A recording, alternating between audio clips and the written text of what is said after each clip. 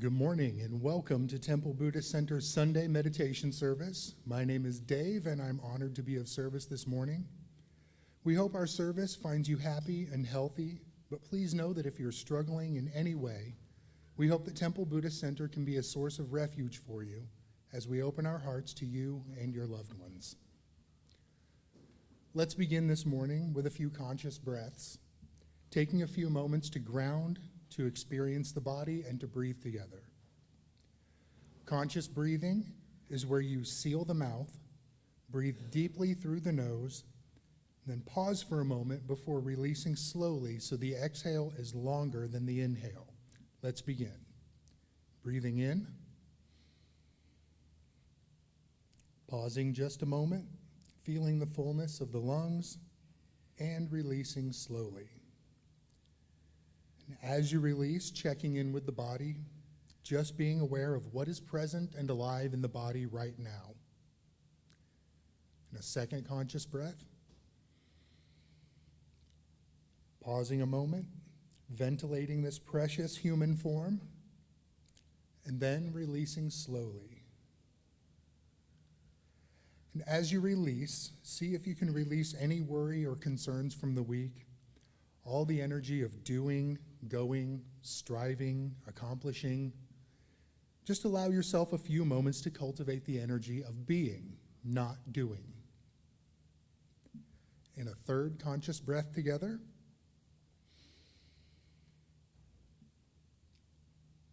And releasing slowly. And as you release, taking time to invite into your awareness the present moment, fully arriving in the here and now. Here at Temple Buddhist Center, we like to begin the service with a chant. Chanting is an integral part of every tradition, and it's not about being a singer, it's about having a voice. And Victor will explain today's chant. Thank you very much, Dave. Good morning, everyone. Our chant this morning is Buddham Saranam Gacchami, Dhammam Saranam Gacchami, Sangham Saranam Gacchami. And this is the chant version of the refuge prayer. Buddham Saranam Gacchami, moving from darkness to light, from ignorance to wisdom. Dhammam Saranam Gacchami is taking refuge in the moment. Remember, Dharma has two meanings. One meaning of Dharma is the teachings themselves, the written teachings, and the other meaning of Dharma is the truth of this moment.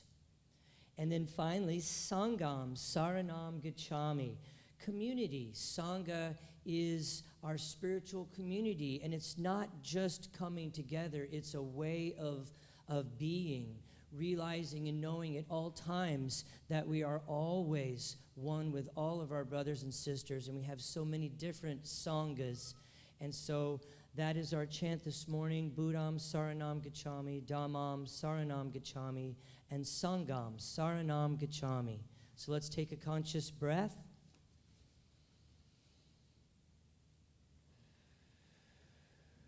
And let's begin. Buddham Saranam Gacchami, Dhammam Saranam Gacchami, Sangham Saranam Gacchami, Buddham Saranam Gacchami, Dhammam Saranam Gacchami,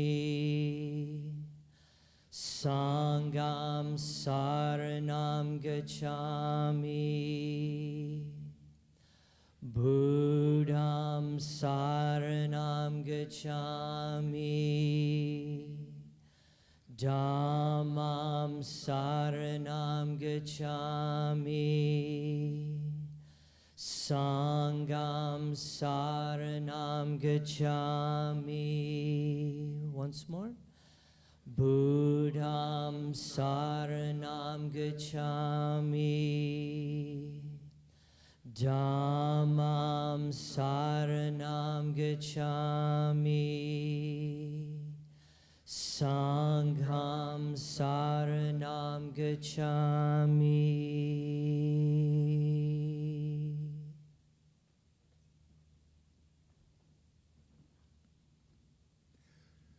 Here at TBC, we practice Western Buddhism, a blend of Eastern philosophy and Western psychology. This new and exciting form of spirituality is dynamic, inclusive, active, and focuses on core Buddhist insights, mindfulness, meditation, and their practical application in our daily life. Our goal here isn't to get everyone to agree on one lineage or philosophy.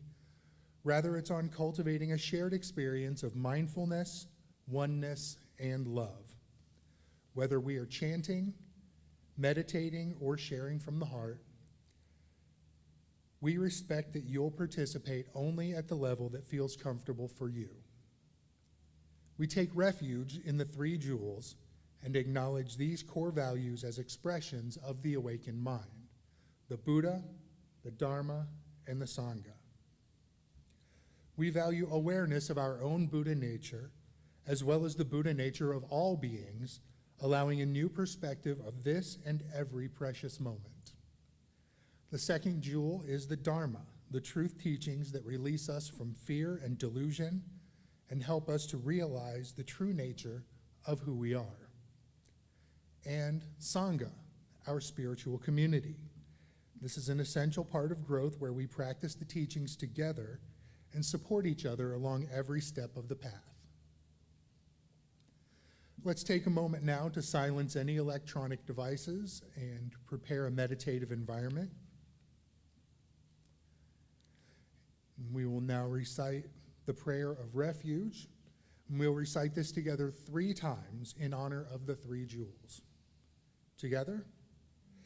In Buddha, Dharma, and Sangha, we go for refuge until fully awakened through the power of generosity, ethics, patience, enthusiastic effort, concentration, and wisdom. For the sake of all beings, may we realize and demonstrate our innate goodness. In Buddha, Dharma, and Sangha, we go for refuge until fully awakened through the power of generosity, ethics, patience, enthusiastic effort, concentration, and wisdom.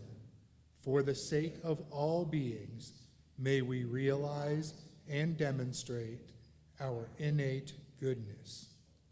In Buddha, Dharma, and Sangha, we go for refuge until fully awakened through the power of generosity, ethics, patience, enthusiastic effort, concentration, and wisdom. For the sake of all beings, may we realize and demonstrate our innate goodness.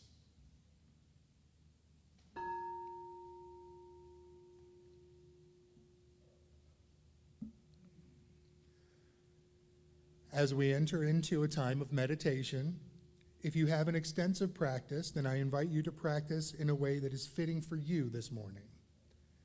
If you are new to meditation, then we'll begin with an opening dedication. We'll sound the bell 3 times, and then there will be a brief guided meditation. And then we'll spend approximately 12 to 15 minutes in noble silence. Let's begin by breathing together. Conscious breath.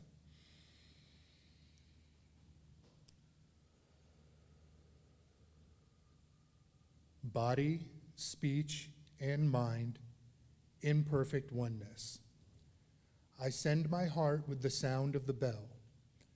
May the hearers awaken from forgetfulness, transcend the path of anxiety and sorrow, and realize the true nature of who they are.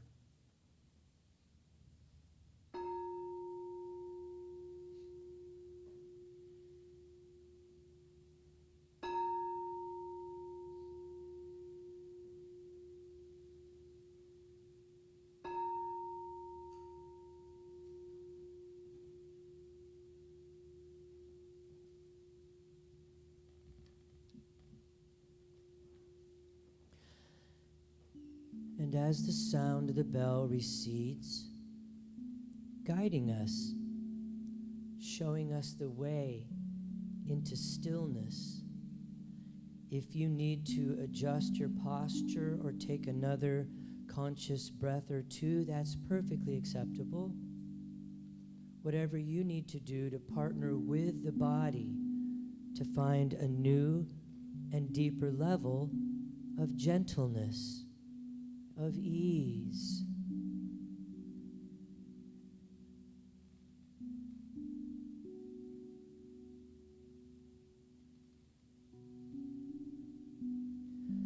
And as the breath settles into its natural flow, its natural rhythm, we are mindful of the rise and fall of our tummy with each in-breath and out-breath.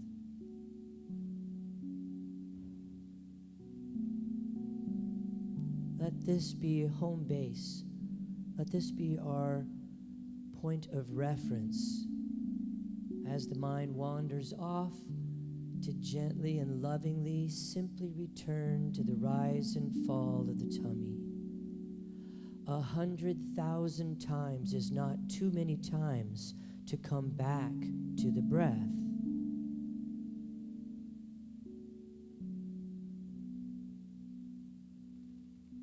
And so, connected to the breath, the body is gentle, easy, and light.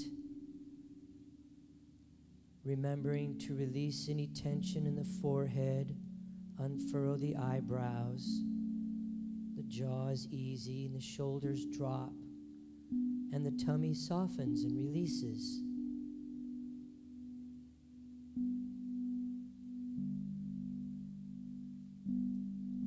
We can bring our awareness now to awareness itself, noticing when the mind is distracted by a sound, or when the mind is distracted by a sensation like an itch or an ache, perhaps a tummy rumble. And noticing when the mind becomes distracted by a thought or even a string of thoughts. All these things, they just come and go. They simply rise and fall. Our practice is to cultivate the space in which all these things appear and disappear. Our practice is to cultivate the knower, not the things that are known.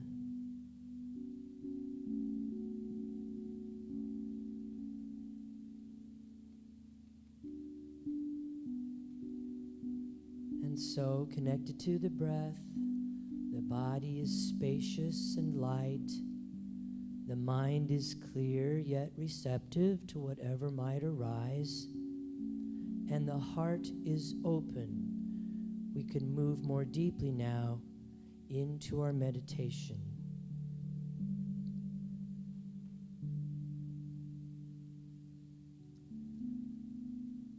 I close my eyes and I see clearly. I stop trying to listen and I hear truth. I am silent, yet my heart sings. I seek no contact and find union. I am still and move forward. I am gentle and need no strength. I am humble and remain whole, returning again and again to the breath, returning again and again home.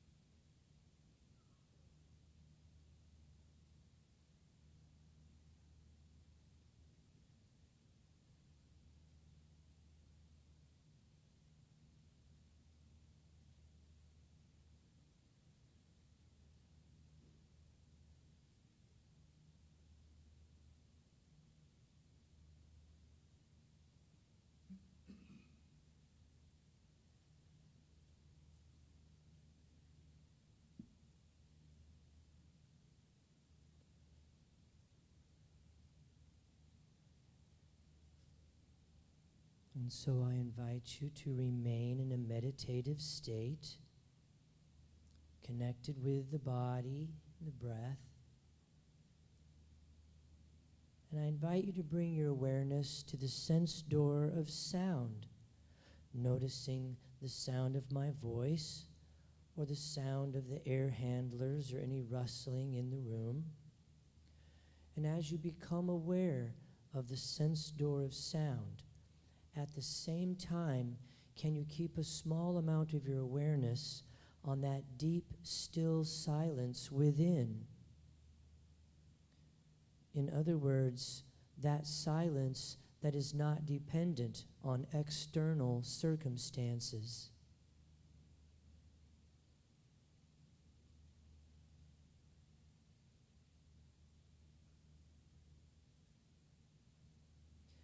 Next, I invite you to bring your awareness to the sense door of touch as you become aware of the feeling of your clothing upon your skin, or the feeling of the chair or the cushion beneath you.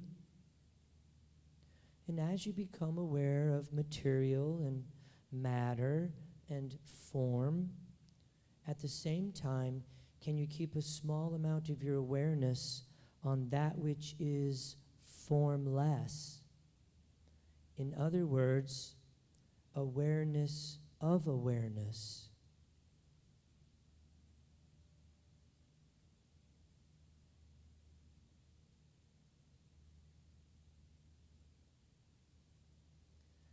Next, I invite you to bring your awareness to the sense door of sight as you slowly begin to open your eyes, just allowing in a little bit of light, not focusing hard on anything.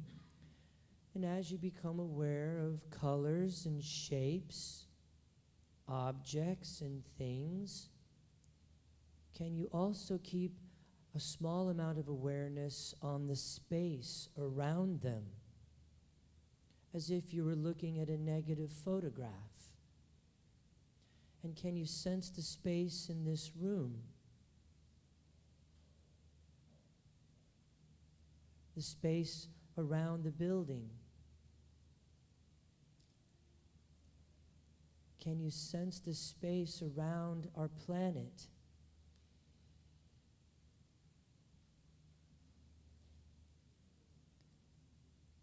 And next, I invite you to bring your awareness to the breath as we take a conscious breath together.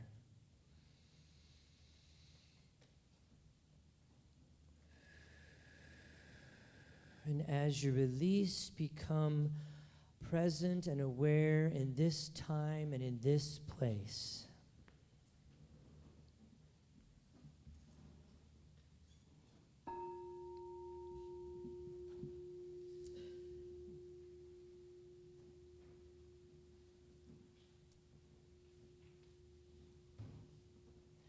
Thank you so much, Dave, Rochelle, for helping out up here this morning. Good morning, everybody. Good morning, everybody. And good morning to all of our friends and our Sangha members joining us from all around the world. And I don't think this morning yet, no, it'll probably be our 10:30 service, but Temple Buddhist Center is now interspecies, because we have Dulce. She's a little teacup Yorkshire Terrier that nobody ever knows is in here because she's very, very quiet, but she's always joining us in the morning here in the physical Sangha that's present with us. So there's so much, there's a lot. It's a very auspicious day. There's so much going on. My goodness, I want to thank everybody that came Thursday night to our full moon celebration. We had dances of universal peace and a flower mandala and chanting. It was very magical. I'm sorry if you tried to attend. Originally it was out at the park, but then we kind of got rained out, so we brought it back here to the temple. This will kind of always be sort of our default.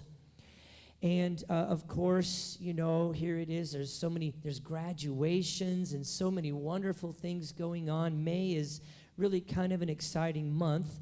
And as many of you know, the first full moon in May is what's considered Vesak. Vesak is the most popular holiday in the Buddhist traditions. All of them celebrate Vesak. Vesak is, of course, the celebration of the birth, the awakening, and the teaching, the years of teaching, and the ascension of Siddhartha Gautama, the historical Buddha. And so we'll be celebrating that today. And we have cake, and the cake is downstairs in temple space. And so Temple Buddhist Center is putting the treat back in retreat. A couple groaners and moaners there, and thank you to those of you that laughed at my jokes. So every Buddhist culture celebrates or has its own tradition for Vesak, for the day, and it's celebrated in many different countries, many different languages, of course, celebrating Buddha. Buddha means the enlightened one. And many Buddhists will go to their local temples. Some might even stay there throughout the day. You're welcome to stay and camp out here today if you'd like. I don't think there's anything else going on after the service. Many Buddhists will take part in all kinds of different sort of celebrations, full moon celebrations. They will make a point to go and do good deeds. You know, they might, take time to go and help serve food at a local shelter or a kitchen, or take clothing to various pantries or food, things like that. In some traditions, they even go and clean each other's houses. No takers for that one, but okay, that's another one. And of course, lots of offerings and things to temple, or even just taking time in stillness and meditation is a perfectly acceptable way to celebrate the holiday. Sharing food with people, in this case, cake. Families may decorate their homes with lanterns, or take part in processions, or wear special clothing. There is a ceremony that you'll see in a lot of cultures, which is known as the bathing of the baby Buddha. And so you'll see with it pouring water and flowers over the Buddha. This is many of the Mahayana traditions celebrate all of this.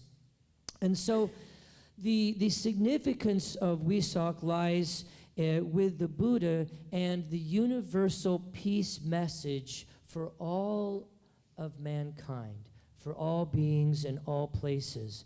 And as we recall the Buddha and his enlightenment, we are immediately reminded of the unique and most profound knowledge and insight which arose in him on the night of his enlightenment.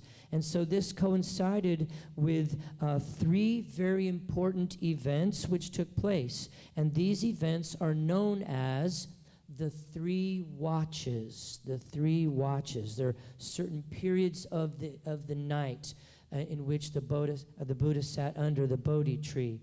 So under the Bodhi tree that night of his awakening, during the first watch of the night, when the Buddha's mind was calm and clear and purified, and this light arose within him, knowledge of insight arose within the Buddha in that moment, and he saw his previous lives, first 1, then 2, then 10, then hundreds, and then thousands, and so on. As he went on with his practice, during the second watch of the night, the Buddha saw how beings die and are reborn, depending on their karma, how they disappear and reappear from one form to another form, from one plane of existence into another plane of existence. And so then during the final watch of the night, the Buddha saw the arising and cessation of all phenomena, mental, physical. He saw how things arose dependent on causes and conditions, And this led the Buddha to perceive the arising and cessation of suffering and all forms of unsatisfactoriness, paving the way for the eradication of all cravings. With the complete cessation of craving, the Buddha's mind was completely liberated, and he attained full enlightenment.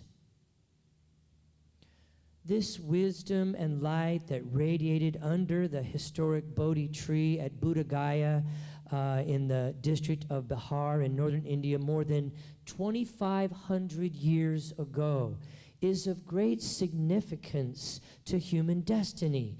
It illuminated the way by which mankind could cross from a world of superstition and hatred and fear into a world of light, of love, of happiness, of oneness. And so the heart of the teachings of the Buddha is contained in the teachings of the Four Noble Truths. And all traditions of Buddhism practice this. They are all the same in this respect. And the Four Noble Truths, just as a reminder, the first noble truth of Buddhism is that life is dukkha. And dukkha doesn't have an English translation, but the closest we can get to it is that there is an unsatisfactory quality to life. And it's very important to understand that this was not a mandate. This was a way out. The recognition of the Buddha that life has a suffering quality, has an unsatisfactory to it, was not a mandate. It was an observation, so that when we can see it, when we're able to bring awareness to that, that is the way out. And the second noble truth was the cause of suffering. What is it that causes this unsatisfactoriness? And that is this ability or this capacity within the human form, mind, body, organism for craving. Not just desire, craving, this capacity to latch on and to attach to anything, whether it's an identity, whether it's a belief, whether it's a habituated pattern of speech or behavior. One of my teachers used to put it this way: the disease of the mind is that the mind always wants things to be different than the way they are. And this is the arising of craving. The third noble truth is that there is a way out. There is a path out of suffering. And the fourth noble truth is, of course, that path, what we call the Eightfold Noble Path. So when you look at the Buddha's Four Noble Truths, they are laid out very much like a doctor's visit. The symptoms, suffering. Oh, life just sucks. It's terrible. So the symptoms, okay? We go to the doctor with symptoms. And then, of course, the doctor gives us a diagnosis. Oh, well, here's the problem.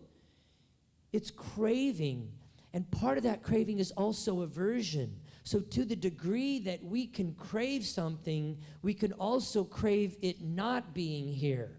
Aversion. So here we are stuck to this, oh, I want, oh, I don't want. And we're doing this every waking moment. We call it the Buddhist Macarena. So we're craving all the sense pleasures of life, everything that feels so good, mental, physical, spiritual, emotional. And at the same time, we're trying to keep away all the pain of life, mental, physical, spiritual, emotional. Problem is, no matter how much we cling, it goes away, doesn't it? Impermanence. And no matter how much we try to keep the pain away, it still shows up. So it's completely futile. And so that is the symptoms, the diagnosis, and the third noble truth is that there is a way out. This is the prognosis. A doctor will say, okay, so here's our course of action, the prognosis. And then finally, here comes the prescription, the Noble Eightfold Path, of which all Buddhist practices acknowledge and adhere to. And so that is the prescription, which brings us now to cake. It's funny how everything leads back to cake. And so, actually, Robert, many of you are familiar. Those of you that are new, Robert's one of our teachers here and is a dear friend and a mentor to me. And so Robert has often talked about the Dharma cake. So the Dharma cake is basically, in a way, sort of a day in the life of a practitioner. I talk with so many practitioners every day of the week, members of the Sangha, new folks, friends who have been gone for a while and have returned and come back. And all these discussions are so precious because we get to chew on the Dharma. We get to talk about this Dharma cake. So let's take a look at the Dharma cake. This is why it's so important to be in Sangha, because Sangha practitioners understand, and we can talk with each other in a way that we really can't talk to other circles of friends. And I'm not saying that we run away or leave these circles. No, in fact, we can be there in a new and more exciting, deeper, more connected way for these other circles that we find ourselves in. So let's look at the Dharma cake. Now, I didn't do a very good job on my graphic here. I'm going to have to rework that. But think about a wedding cake, okay? So wedding cake, the bottom layer of the wedding cake is the largest part, okay? This is the foundation. This is what the rest of the cake is built on. And that foundation is meditation. The meditation practice, whether it is the importance, and I cannot stress this enough, to have a daily practice. Whether it's 15 minutes in the morning and 15 minutes at night, or maybe it's just 20 minutes before you go to bed. It doesn't matter. It doesn't have to be 2 hours, 3 hours. That's not the point. And I have seen miraculous things happen for people even after only 2 or 3 weeks of a regular practice. 20 minutes every morning, or 15 minutes every night, or whatever, however it works for you. The key is the regularity of it, okay? The key is that every day I sit for 15 minutes, and I, as Jack Kornfield says, take the one seat. It's a very noble practice. We do not sit to be like the Buddha. We sit as the Buddha. And this practice, this meditation each and every day is noble because we're not doing it to improve our lives. We're doing it to improve life. We're doing it to connect with the divine, whatever name you want to have of that. A priest one time told Zen master Thich Nhat Hanh after a retreat, he said, wow, praying is talking to God. Meditating is listening to God. And so the practice, the foundation of what we do is meditation. It's taking the one seat, and it is sitting in that space and cultivating the knower, not all the multitude, the parade of things that are known. In this way, we begin to reshape the brain. And I mean that literally. It's known as neuroplasticity. And as we learn to allow things to come and go, thoughts, feelings, emotions, sensations, we begin to cultivate that vast, open space in which all these things arise. And in doing so, we actually reshape the brain, and we create a platform in which the meditations themselves will not change, but everything else does. Our lives, driving to work, being at work, talking with the neighbors, working on the computer, spending time with family, all these things begin to somehow change. But people are always like, Victor, I've been meditating for 3 months now, and I haven't come off the cushion yet. I mean, they're talking about they're not rising a foot off of the meditation. I'm not levitating, Victor. What am I doing wrong? And the thing is that the meditations never change. They're always different. No two are alike. And it's just sitting. Yeah, that's it. Sorry if you were expecting something else. It's just sitting. But what's so amazing is that the meditation itself doesn't really seem to change, but everything else has. We're not trying to bring the outside world into the meditation. We're bringing the meditation into the outside world. We're becoming the light. We're becoming the things that we're looking for out there, and we're finding them here in our meditation. The next layer of the cake is our mindfulness practice, awareness of the inner landscape while interacting with the outer landscape, cultivating a single pointedness of mind, a recognition of the feeling nature of egoic mind states. When the egoic mind state arises and we get caught up in certain patterns of thinking, whether it's at work and how I speak and behave at work, or whether it's a family reunion and how I speak and behave with this group of people, or whether it's the football buddies, or it's the book club friends. No matter what it is, we become aware of egoic mind states that arise. And you're never going to become aware of them intellectually, conceptually, but they all have a feeling nature to them. And that's what we're becoming aware of as we cultivate our mindfulness practice. The third layer of the Dharma cake is what's known as sila, or ethical conduct, doing the best we can. Now, sila is not a baseball bat to beat yourself up with. It's doing the best you can in ethical conduct, trying not to buy single-use plastics, trying to hold the door for people, trying to offer a smile and gratitude when and where we can. But we have a human body, and sometimes you might be raw or caught up in an emotional or an egoic mind state, and you might snap at people or do things. And so I don't want you to beat yourself up when you can't, spend your dollars at places that have a sustainable culture or things like that. But we do the best we can, all right? We make an attempt and we set an intention. So that's sila. That's the third layer of the Dharma cake. And the fourth layer of the Dharma cake is sangha. This is also the third jewel of Buddhism in general, and that's kind of why I had that chant today.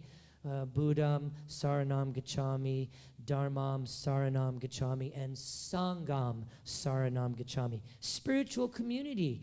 And it's very important in this practice to make sure that you spend time with community, because practitioners talk in a certain way about insights and noticing where certain things are coming from and arising.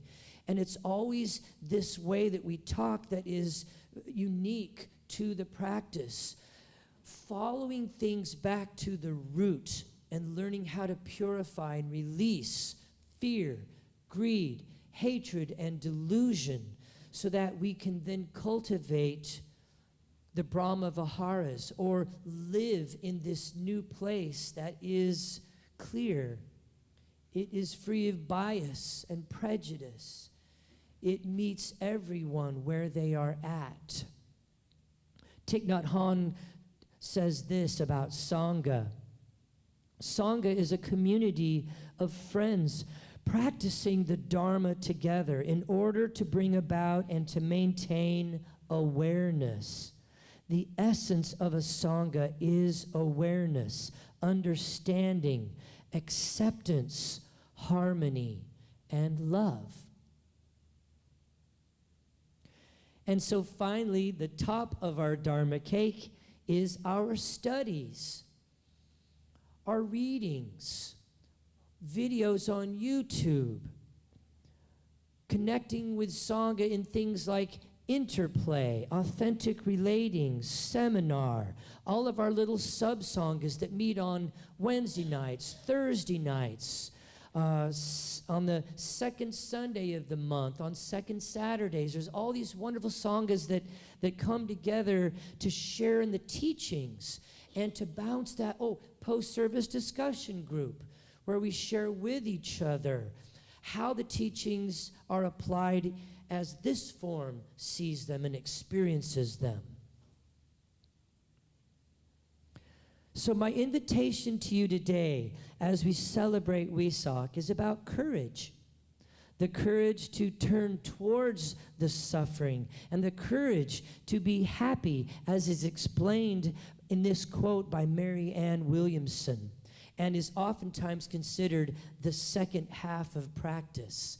The first half of practice is bringing awareness to habituated patterns of speech and behavior and purifying the fear, greed, and delusion and hatred. And once we've purified that, the second half of practice is letting in all the amazing love and joy and happiness that we never knew was even possible. And this is what Marianne has to say about this. Our deepest fear is not that we are inadequate. Our deepest fear is that we are powerful beyond all measure. It is our light, not our darkness, that most frightens us. There is nothing enlightened about shrinking so that other people won't feel insecure around us. We are all meant to shine as children do. And that is why the final words of the Buddha on his deathbed were, "Make of yourself a light." Thank you.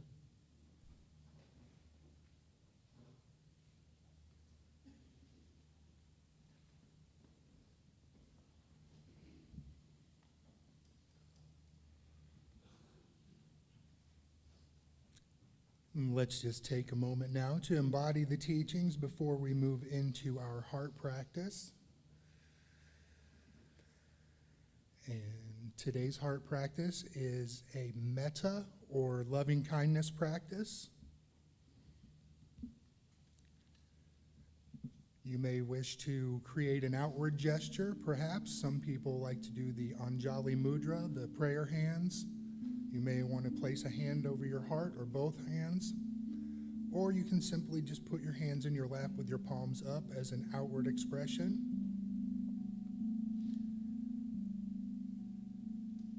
And we'll start by bringing to mind the mental image of yourself. And with this mental image in mind, silently repeat to yourself these words of loving kindness. May I be filled with loving kindness.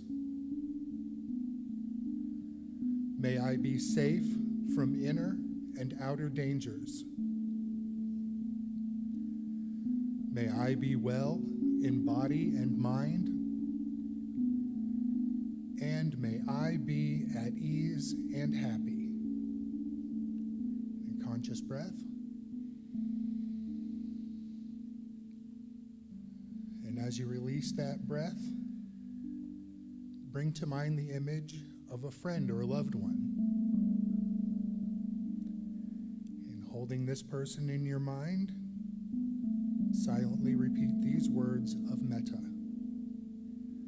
May you be filled with loving kindness. May you be safe from inner and outer dangers. May you be well in body and mind. And may you be at ease and happy. In a conscious breath.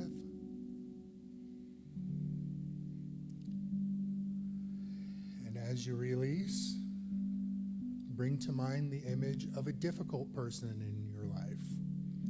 Perhaps a family member or coworker, maybe a political figure or boss. And recognizing that even the most difficult people are still worthy of loving kindness.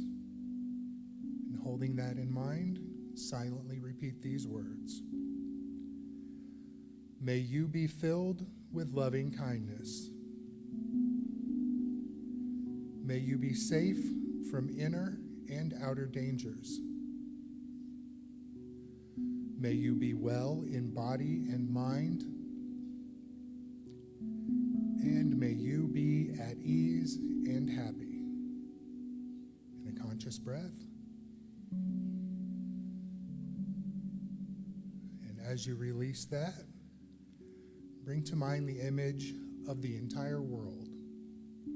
All the plants and animals.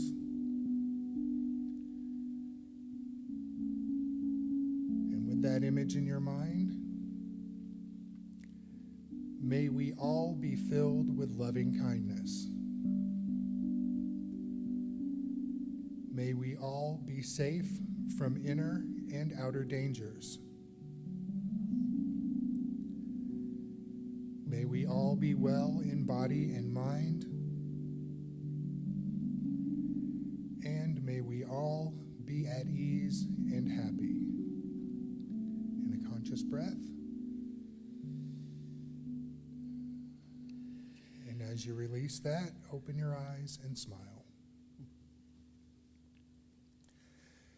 In the true spirit of dana, the Buddhist practice of generosity, temple services are given freely. In the same way, if you choose to give, please give with a generous heart, meaning not in return for something that you've received, but so that others who may seek refuge in the Sangha may find it here in this temple. Thank you to all of our wonderful volunteers, and thank you to our TBC ambassadors, those who have committed to regular electronic monthly donations. It's not about the amount, it's just that the monthly donations help us to set a budget here at TBC. If you are interested in becoming an ambassador, there's little cards on the seat backs in front of you that have a QR code. You can just scan that and it'll take you right to the website.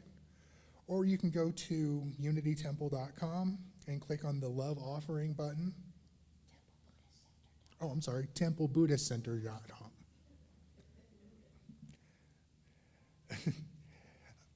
And thank you, Victor, for sharing your wisdom with us. And thank you to Rochelle for your beautiful music. And let us now prepare to close our service with the bodhicitta dedication. And we'll recite this one time. Together, may the pure, brilliant sun of bodhicitta dawn in each and every heart and mind, dispelling the darkness of suffering and confusion unstoppably, until all are illumined and awakened. And with our hands together in front of our hearts, let us go forth from this place in innocence, guided by the wisdom of our hearts. And as we open our hands and open our eyes, shine our light into the world. Namaste. Namaste. Thank you so much, everyone. Thank you, Dave. And so just a couple of brief announcements here. Don't forget, after the service, we have, not only do we have crumble cookies, but we have our Wesak cake is downstairs in the temple space, all ready to go. Yes? Okay, It all good. comes back to cake again, doesn't it? It all comes back to cake, I tell you. And so please, by all means, enjoy that. And a lot of folks will get coffee and they'll come back upstairs for our post-service discussion group, which we have after both of our services. The 10:15 post-service discussion group meets to the right as soon as you leave the meditation hall. Turn to your left, and there's a little room right down at the end there. And don't forget our lending library. And also, today is First Sundays, which means a number of things. I think they might have the Helping Hands bags out front. I'm not sure if they did or not. Sometimes they do on First Sundays if we have money in the budget to put those out there. But those are little bags that you can keep in your car, and you can take and hand to a person experiencing homelessness, should you encounter them somewhere here in the city. But also, First Sundays is Interplay. Interplay is an awesome program led by our very own Beth. Hi, Beth. There you are. Beth is a certified Interplay coach, and it's a fantastic opportunity where adults learn to experience the joy and remember what it's like to play in a very safe and structured environment. So she does a masterful job of moving us through a series of activities and games that help us to learn to relax, enjoy, and play, and free our minds from judgment. So I hope you can take advantage of that today. Also, we have our sign-up sheets on the counter for the newsletter or the volunteer program. And we have our retreat. Now, I wanted to say something special because the retreat is getting ready to close, and we do still have space available for folks who want to stay with us. In other words, you'll be a resident of the retreat for the 4 days that we're there. But there's also a commuter option as well as a virtual option. And we also are, the meals are lovingly prepared. They are vegan meals for us. And the theme of the retreat is the contemporary contemplative, exploring the new monasticism. And it's not about changing anything that you're doing in your life, but it's a new way of being in your life. And so it's really a special theme that we have this year, and I want to encourage you folks to get signed up. If you're interested at all, please email me or contact me if you have questions, but we're getting ready to close because we have to in order to let rooms go if we need to, or to add more food if necessary. And it's going to be held just 10 minutes from the temple at the retreat center, is right over here at the campus of the Nazarene Theological Seminary. They've got a beautiful retreat space there surrounded by trees and grass. We will be doing yoga and Tai Chi Cha as well. There's also individual meetings with teachers during the course of the retreat.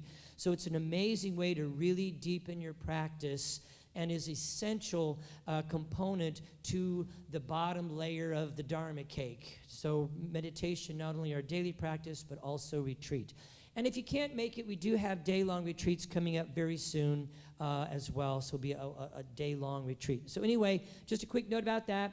And then don't forget our store is open. Thank you so much, Liz. If she's watching us from home, she built a really cool little store for Temple Buddhist Center. So please stop by and see that. And then finally, I'm going to leave this up here, all the many wonderful subgroups and sub-sanghas that participate in bringing opportunities for our Sangha to connect and deepen our practice.